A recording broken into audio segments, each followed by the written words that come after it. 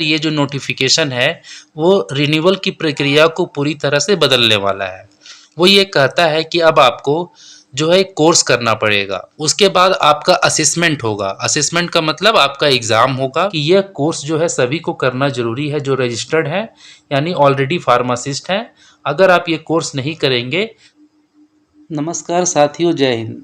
आपको याद होगा कि जब diploma in pharmacy exit exam 2022-24 session के लिए आया था, तो जितने भी 2022-24 के पहले के स्टूडेंट थे वो ये कह रहे थे कि 2022-24 में जो एग्ज़िट एग्ज़ाम लागू हुआ है वो बहुत ही सुंदर हुआ है और इसको देना पड़ेगा आप सभी को।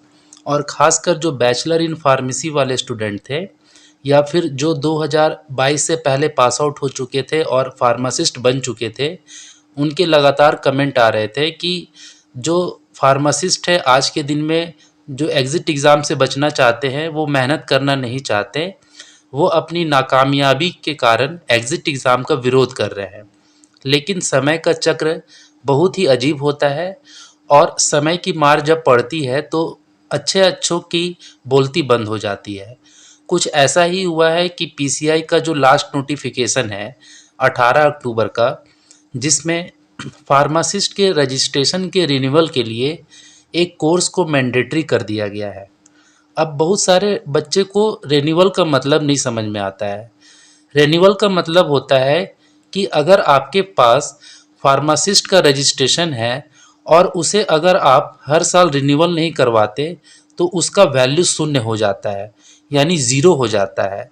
यानी अगर आप अपना फार्मासिस्ट का रजिस्ट्रेशन रिन्यूअल नहीं करवाएंगे तो उसके आप मेडिकल स्टोर में इस्तेमाल नहीं कर सकते, उसे आप हॉस्पिटल में इस्तेमाल नहीं कर सकते, कोई भी सरकारी वैकेंसी में आप उसे इस्तेमाल नहीं कर सकते। इसका अर्थ ये हुआ कि जो रजिस्ट्रेशन का प्रोसेस होता है, जितना इम्पोर्टेंट रजिस्ट्रेशन करवाना है उससे कहीं ज़्यादा इम्पोर्टेंट है हर साल अपने रजिस्ट्रेशन का रिन्यूअल करवाना, जो कि पिछले कुछ महीनों में काफ़ी बदलाव होने को दिखा।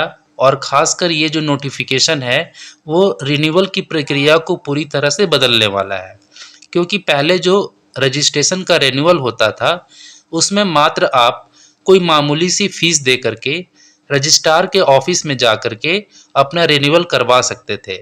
लेकिन जैसा कि पीसीआई का यानी फार्मेसी काउंसिल ऑफ इंडिया का 18 अक्टूबर का जो नोटिस है जो रिन्यूअल के संबंध में है, वो ये कहता है कि अब आपको जो है कोर्स करना पड़ेगा। ये कोर्स ऑनलाइन कोर्स होगा जो कि प्रधानमंत्री कौशल विकास केंद्र के द्वारा जो प्रधानमंत्री कौशल परियोजना है उसके अंतर्गत बिल्कुल फ्री ऑफ कॉस्ट करवाया जाएगा, जिसमें आपको अलग अलग टीचर्स आपको कोर्सेज करवाएंगे।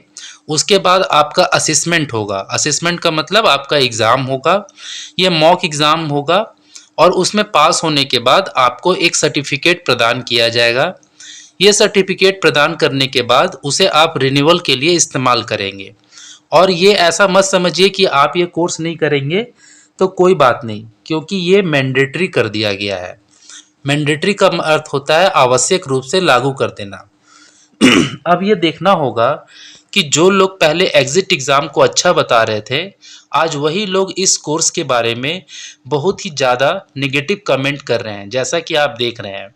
अब मैं ये कहना चाहूँगा कि जब एग्ज़िट एग्ज़ाम का जो स्टूडेंट विरोध कर रहे थे वहाँ पर आपको बहुत ही खुशी हो रही थी, और अब जब इसको लागू किया गया तब आपके ऊपर में विपत्ति आ गई है। इसीलिए किसी के दुख में आपको खुशी नहीं होनी चाहिए।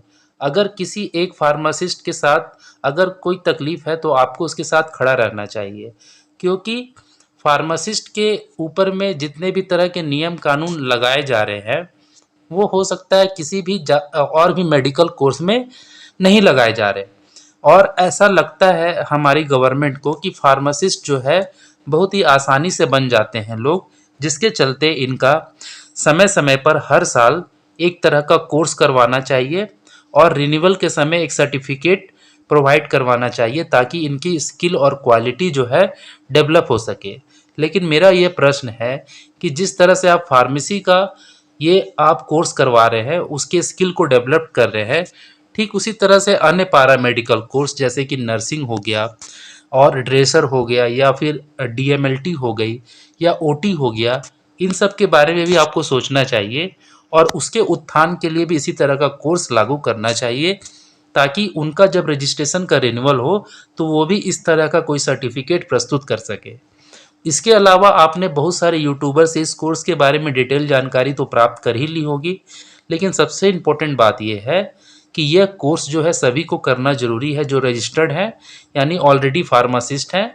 अगर आप ये कोर्स नहीं करेंगे तो जैसा कि इस नोटिफिकेशन से पता चल रहा है कि आपको रिन्यूअल कराने जाएंगे तो आपका रिन्यूअल नहीं हो पाएगा। ये सर्टिफिकेट आपको प्रस्तुत करना पड़ेगा जो इस कोर्स के बारे में है। और इसमें सबसे मज़े की बात है कि ये जो कोर्स है एक साथ सभी फार्मासिस्ट का नहीं होगा, जबकि बैच में होगा।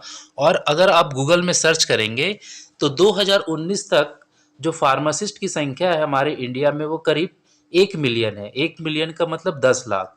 और उसके बाद तो और भी फार्मासिस्ट बन चुके हैं क्योंकि कॉलेज की संख्या बहुत ज़्यादा हो गई है।